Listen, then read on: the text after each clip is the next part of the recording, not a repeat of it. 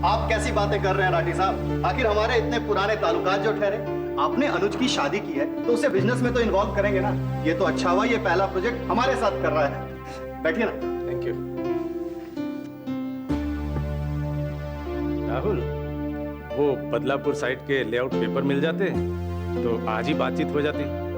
मैंने सोचा जाने से पहले ये काम निपटा ही लूं। पेपर्स आते ही होंगे राठी साहब। मैंने सुरेंद्र को फोन कर दिया है, तब तक हम और फॉर्मेलिटीज पे बात कर लेते हैं। गुड। राहुल, हमारे रिलेशन ऐसे हैं कि हम अपनी तरफ से कोई भी रेट कोट नहीं कर सकते। क्या है, आपकी क्वालिटी तो हमें पता है, बस केवल एक बात का ध्यान रखो, अनुज के कैरियर की शुरुआत है। रेट आप ही बोलो। चतुर्वेदी साहब, हमारी इस बदलापुर स्कीम का रेट है 3800 रुपीज, 3800 रुपए। 3800 रेट ज्यादा है सुरेंद्र जी। ठीक है, हम आपको लेस कर देंगे, लेकिन अगर आप हमें बल्क बुकिंग दें तो आपके लिए 3100 रुपए फाइनल। 3100? 3100 तो ठीक है।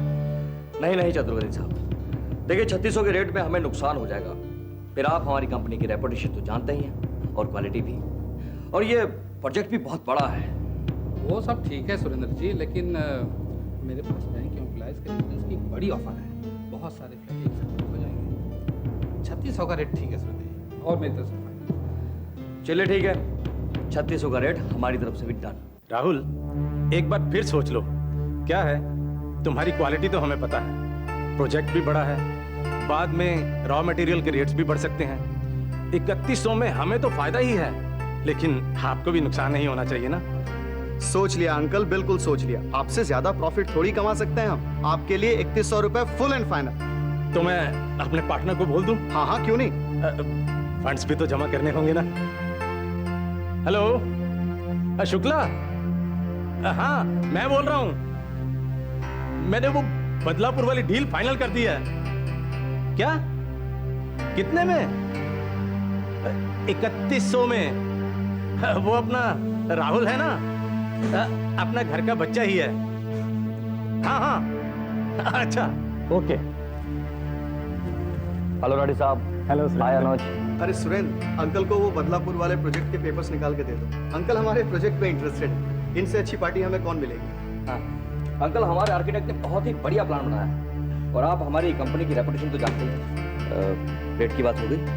हाँ, कर ली। चूंकि अनुज का पहला प्रोजेक्ट है, इसलिए मैंने 3100 रुपए का रेट रखा। क्या 3100 रुपए? राहुल, मैं अभी 3600 रुपए में डील फाइनल कर आ रहा हूँ। 3600 तो बहुत ज्यादा है सुरेंद्र, हमें तो 3100 ही सूट करता है। देखिए अंकल, आप हमारे पुराने लोगों में से, हाँ अगर 100-200 रुपए की बात होती तो बात कुछ और थी, लेकिन अंकल 3100 रुपए बहुत कम हो जाते। और 3600 बहुत ज्यादा है। राहुल, हमने पहले ही कहा था कि फिगर फाइनल कर लो, बाद में डिस्प्यूट हो तो अच्छा नहीं लगता ना। अंकल 3600 रुपए से कम की उम्मीद मत रखिए। देखिए, अगर आपका फायदा हो तो अच्छी बात है, लेकिन हमारा नुकसान तो नहीं चाहेंगे ना आप। लेकिन सुरेंद्र, 3600 रुपए। राहुल बेटे, बस इस बात को आगे ना ही बढ़ाएं तो अच्छा है। ये तो बिजनेस है, और बिजनेस में ऐसा होता ही रहता है। जिन सोमानी बिल्डर्स की जबान पर करोड़ों के बारे न्यारे हो जाते थे, आज राहुल बेटा, आगे से हमारी जो भी कमिटमेंट्स हों वो राइटिंग में हो तो अच्छा है। अच्छा, मैं चलता हूँ। चलो बेटा।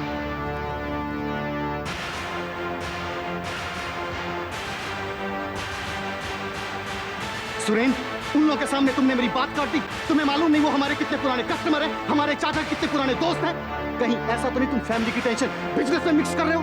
बेवकूफी की बातें मत करो राहुल, और मुझे बिजनेस सिखाने की कोशिश भी मत करो। ये कोई मेरी पहली डील नहीं थी, इस तरह की 100 डीलें मैं पहले कर चुका हूं। और रही बात टेंशन की, तो मैं कभी भी अपनी पर्सनल लाइफ और अपने प्रोफेशन को मिक्स नहीं करता। टेंशन में तो मुझे तुम लग रहे हो। जिस डील को मैं 3600 रुपए में फाइनल करके आ रहा हूँ, उसी डील को तुम 3100 में फाइनल करना चाहते हो? This is too much. 31 रुपए मैंने जो फाइनल की वो? That is your problem Rahul. अगर राठी को ये स्कीम चाहिए तो 3600 रुपए से एक नया पैसा भी कम नहीं। Is that clear?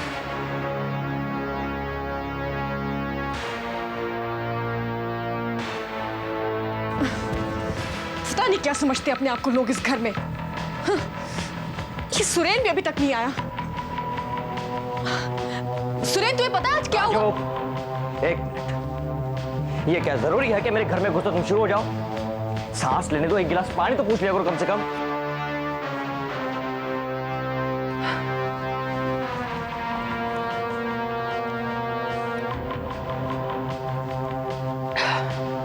लगता है मुझे फिर से बिजनेस की एबीसी सीखनी पड़ेगी। कमाल हो गया, पता नहीं क्या हो गया, राहुल को सारा बिजनेस बर्बाद करने पर तुला है।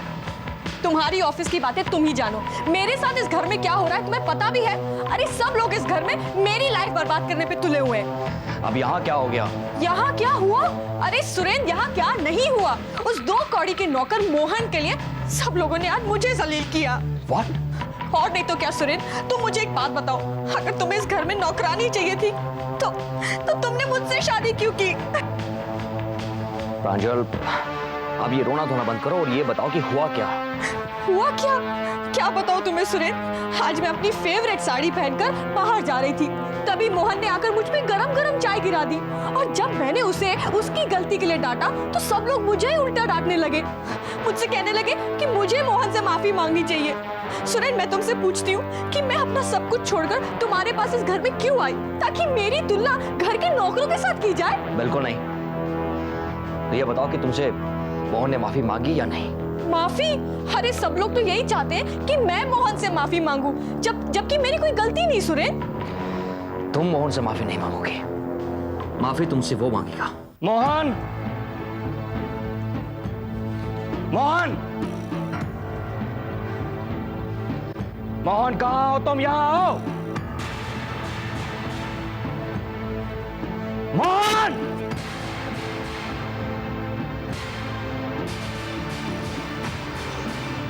जी सुरेंद्र भैया, तुम बहरे हो गए हो क्या?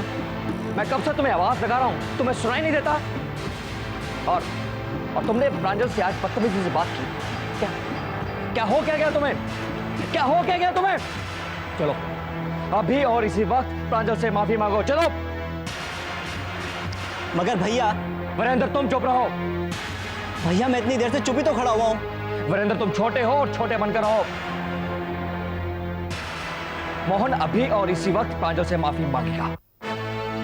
माफी मांगने से कोई छोटा बड़ा नहीं हो जाता भैया। वीरेंद्र, तुम्हें कुछ पता भी है या फिर तुम यूं ही बकवास किए जा रहे हो? पता तो आपको नहीं है भैया कि कितनी छोटी सी बात पे प्रांजल भाभी ने मोहन को थप्पड़ मार दिया, और इसी बात के लिए मम्मी को मोहन से माफी मांगनी पड़ी।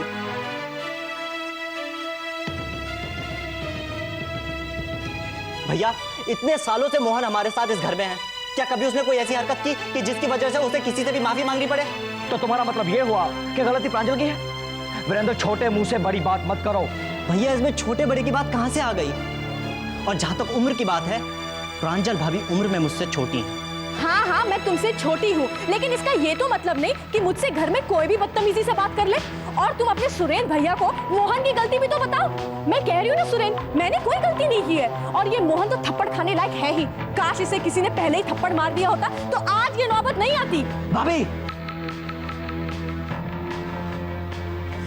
वीरेंद्र भैया, मैं आपसे हाथ जोड़ के विनती करता हूँ, मेरे कारण इस बात को आगे मत बढ़ाइए। मैं मानता हूँ मुझसे गलती हुई है। छोटी भाभी, मैं हाथ जोड़ के आपसे माफी मांगता हूँ मेरी गलती की। मुझे माफ कर दो छोटी भाभी, मुझे माफ कर दो।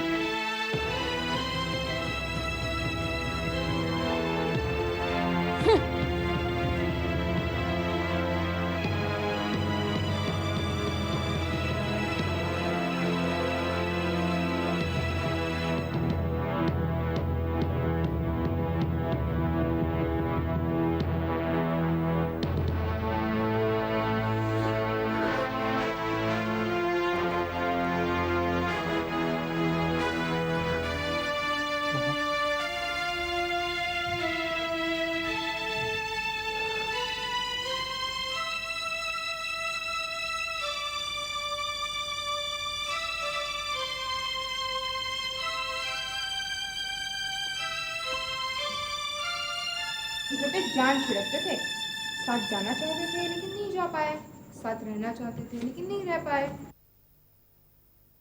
तुम इसे क्या समझा रही हो सुषमा? तुम पढ़ी लिखी औरत होकर कैसे इमोशनल बातें बता रही हो? अरे मैं पूछता हूं कहां इमोशन? मुझे तो कहीं नहीं दिखता इमोशन। और तुम इसे पुरानपंथी की बातें बताना बंद करो। Don't make him weak, make him strong. तुम इसे सुपरमैन और बैटमैन की कहानियां सुनाओ। Rahul, Robbie, not joking.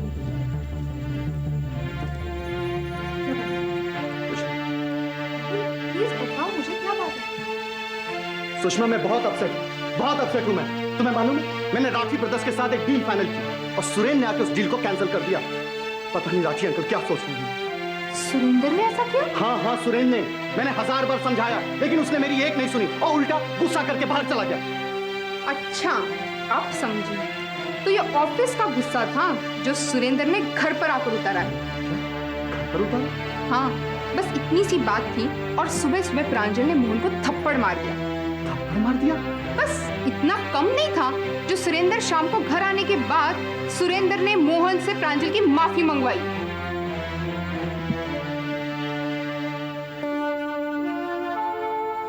पता नहीं हमारे इस हंसते खेलते घराने को किसकी नजर लग गई। बेटा, जब प्रकाश होने वाला था तो तुम्हारी माँ चाहती थी कि उसकी एक बेटी हो, और भैया आ गए।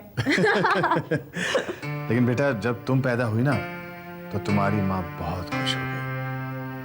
पापा, मम्मी बहुत अच्छी थी ना? हाँ, बिल्कुल तुम्हारी जैसी। Excuse me. Can I come in? Priya ji आइए ना। खुश रहो बेटा, जीती रहो। बैठो। बैठिए ना। प्रिया जी आप यहाँ अचानक? मुझे भीखू काका ने कहा कि मैं कहीं घूम आऊं। समझ में नहीं आ रहा था कि कहाँ जाऊं। फिर दिल ने चाहा कि तुमसे और पापा से आके मिलो, बस इसीलिए चली आई। आपने बहुत अच्छा किया। सॉरी पापा, मैं बिना फोन किए चली आई। बेटा, पापा कहाँ है तो पापा के घर बेटियां फोन करके थोड़ी आती हैं। बेटा तुम्हारी तो बहुत अच्छा लग रहा है। यस, अगर मेरी बड़ी बहन होती ना तो शायद आप जैसी ही होती। रियली? तो बहन जी आपको मेरा एक छोटा सा काम करना पड़ेगा। हाँ? जी हाँ, काम। एक छोटा सा गिफ्ट है, इसे कबूल करना पड़ेगा। तोहफा क्यों? अभी तो बहन जी आपने कहा कि आप मेरी छोटी बहन हैं, तो उस नाते बहन के घर खाली हाथ तो नहीं जाया जाता है। बेटा प्रिया जी इतने प्यार से लाई है तो ले लो।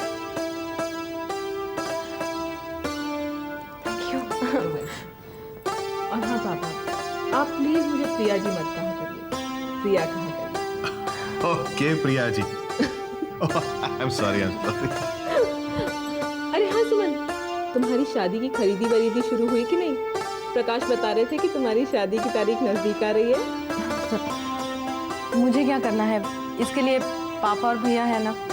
बेटा सुमन बहुत संकोची लड़की है, अब इसकी खरीदारी के लिए तुम्हें ही थोड़ा समय निकालना पड़ेगा। अब ये अकेली तो कहीं जाती नहीं है और हमें खरीदारी की कोई समझ ही नहीं।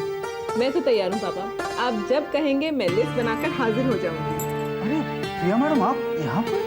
हो गई गड़बड़, बड़ी मुश्किल से एक बहन मिली है, एक पापा मिले हैं, यहाँ भी मुझे मैडम बना दिया। प्रकाश, ऑफिस वाली बात यहाँ नहीं चलेगी।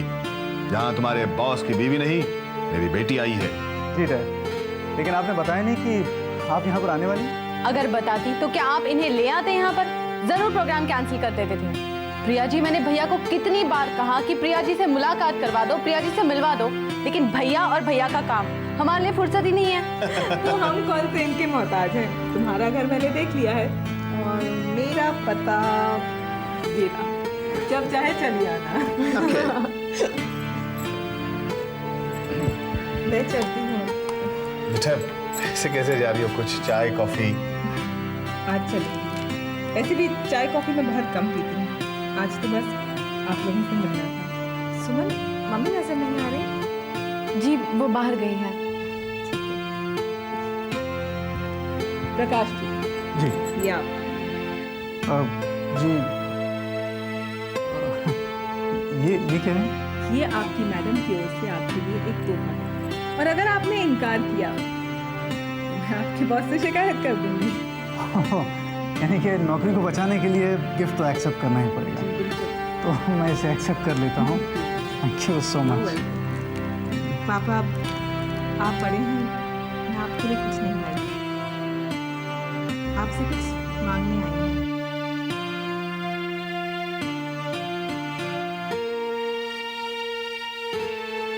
मुझे आपका आशीर्वाद चाहिए।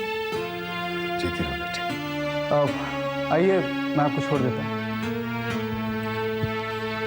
नो फॉर्मेलिटी, मैं खुद चली जाऊंगी। सुमन तुम अपना ध्यान रखना। मैं चलती हूँ। बाय। तो मम्मी आपने मुझे पहचाना नहीं? मैं प्रिया हूँ, आपको प्रांजल की शादी में मिली थी। मैं बकुल की पत्नी हूँ, जहाँ प्रकाश काम करते हैं। ओह, तभी मुझे लगा कि मैंने तुम्हें कहीं देखा है। तुम यहाँ? मैं बड़ों का आशीर्वाद लेने आई थी। भैया आप क्या ऑफिस में लेट जाते हो? नहीं तो फिर प्रिया जी ने गिफ्ट में आपको ये घड़ी क्यों दी? वो तो मुझे मालूम नहीं, लेकिन ये बता कि तुझे क्या मिला? मुझे वाह, ये साड़ी पापा देखिए ना। बहुत खूबसूरत है। भाई अगर आपकी इजाजत हो तो आपका ये गरीब भाई आपको एक गिफ्ट देना चाहता है। पापा इजाजत दे दे? दे दो। दे दी। ये देखिए, ये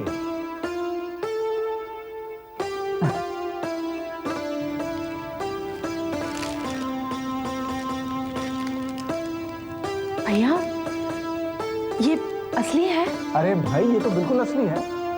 फिर तो बहुत महंगा होगा। ज्यादा नहीं, यूं समझ ले कि 11-12 हजार रुपए का है। भैया इतना महंगा हार क्यों लिया? ये सब कुछ तेरी दुआओं का फल है, और वैसे भी मेरी तरक्की हो गई, तनख्वाह जो है बढ़कर मिली। हाँ डैड।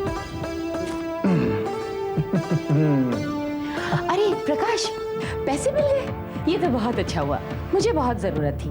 ला 5,000 रुपए मुझे दे दो। नहीं मम्मा, ये पैसे आपके लिए नहीं है। इन पैसों पर सिर्फ सुमन का हक है। सुमन की शादी करानी है। इससे पहले प्रांजल की शादी हम लोगों ने बड़े ही धूमधाम से कराई थी। अब सुमन की बारी। हाँ हाँ, वो तो सब ठीक है, लेकिन मेरे खर्चों का क्या होगा? आपके खर्चे बिल्कुल वैसे ही चलते रहेंगे जैसे चलते रहें, लेकिन उसके लिए आपको डैड से बात करनी होगी, मुझसे नहीं। सुमन,